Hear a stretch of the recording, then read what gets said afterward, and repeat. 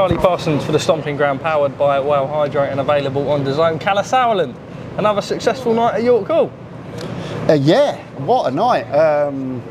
Very interesting fights. Big upset at the end, that's why I'm a bit shocked. Yeah, sorry, it was a bit crazy night, listen, main thing, Charlie Edwards, new European champion.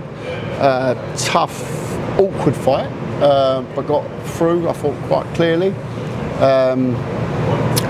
Yeah, it was a right fight to take. European belt, it's a nice chip to trade in on the trading table for those world title fights now. So be straight on to Mr. Honda Monday morning. Japan, Charlie Edwards is coming. We'll see. Well, there's lots of fights out there for him. I mean, I think you knew he's going up, I've heard, but you never know. He's got a brother at the same weight as well. Yeah, I mean, the one. Yeah, I heard he was going up, but okay. I don't know. I haven't dealt with Mr. Honda since Inouye Donaire was the last show we did together. So it's WBSS. Yes, exactly. So really throwing it back. So yeah, but he's a.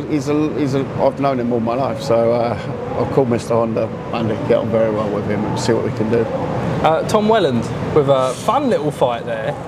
Definitely, trading a little bit. Definitely the pick of the undercard. I was openly critical last time that he was too excited in the fight, took too many punches. It was a spectacular fight. He had the York Hall on their feet. Tonight, very measured, a very tough opponent at this stage of his career, and showreel knockout. So fantastic, great stoppage. He's one really to keep an eye on. Tom Welland, as I was saying, from the ones coming through, Dan Toward and Tom Welland are the ones that really I'm enjoying watching at the moment. They can change quickly, but those two are the ones that I've got my eyes on. Kalle, look, I was speaking to Nissa late last night, and it was always a matter of like British boxing needs this right now. Yeah. We see the big events. We saw Joshua last week at Wembley Stadium, but there is an element of like we need these shows here. York Hall was packed tonight. This is the home of British boxing. I was laughing, right? Last week, obviously sitting there with Josh Kelly at Wembley Stadium. We sat in the showers of fucking England. Yeah, we did. Yeah, exactly. We did the interviews last week in the showers of the England team. But let's not forget where boxing comes from, and these are the faces that hopefully will be on those shows in the future. So that's where it comes from. I've been around the block a few times in boxing, and I've been fortunate enough. Joe, can I borrow your light? Just doing a little light swap midway through. So a little bit lower, that's all right. Poor Kalle's being blinded. There we are. Yeah, Kalle, good to go. Yeah, so we mustn't forget where it comes from, and for me, I came to watch boxing at the York Hall as a kid, as a promoter. I loved doing shows here, and tonight was one of those nights, totally packed out. Friday night in the East End. It's got something to it. Just quickly, we talked about Josh Kelly last week. I know we spoke a little bit after, spoke about the Eubank fight, spoke about the Conor Ben fight. Sort of reaction 6 days on or so. What are your next moves for Josh Kelly? Similar. I mean, he's obviously having a few days off. That cut's got to heal, but at the same time, the same names for me. I mean, from everything from Hamza Shiraz to a Terence Crawford to a Eubank to a Ben. To Liam Smith, if we can make that one happen as well. There's loads of good fights out there, very different fights. So the ones I've just mentioned are sort of an A to Z catalogue. Have you had any initial conversations off the back of it? Look at rescheduling that Liam Smith fight, for example. No, not yet. Bit fresh. I think also everything's been sort of getting over last week, and we've been preparing for this event this weekend, and I've been working on a few other events as well, which we'll announce very shortly. Kalle, just on, I suppose, the back of Joshua Dubois, I want to say no one really expected it. There were a few people that picked it. Dubois came in, sort of hunchback, looked like nothing was going to faze him going in there. I had 10 grand on it. What, Daniel Dubois? Yeah. Did I not tell you this? No. No, but I got you there. You're telling him I was going to say you're telling him live on camera. Come on, no, I'm on tape too many times saying I fancy Joshua. I did say in every interview when I said that, I said he's the most improved heavyweight. Well, my measures of improvement were clearly understated.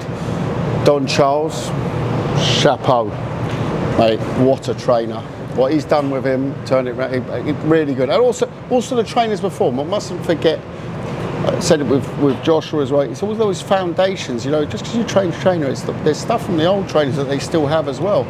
And Dubois is massively, massively improved, matured as a man, and as a fighter, I should say. So I just thought when he got in that ring, he thought everything I said before. He's just got spite about him now, Joshua. And in the way, normally does these fist bumps on the way into the ring. None of that. Walked in, tunnel vision, and I genuinely thought it would be very different. So yeah, it was I think as shocked as everyone. His Excellency Turkey Yellow Shape would like to do the rematch. Your thoughts on that? That looks like it could be next. Look, you know, from a promoter's point of view, you could do the rematch. You could wait and fight AJ.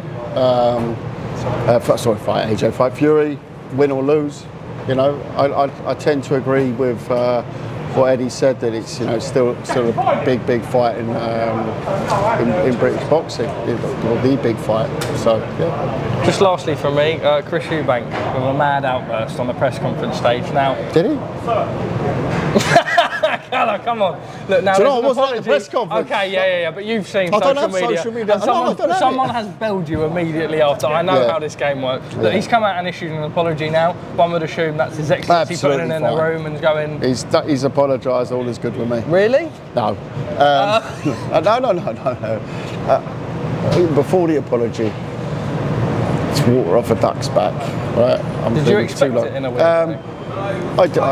You know, he said what he said, you know.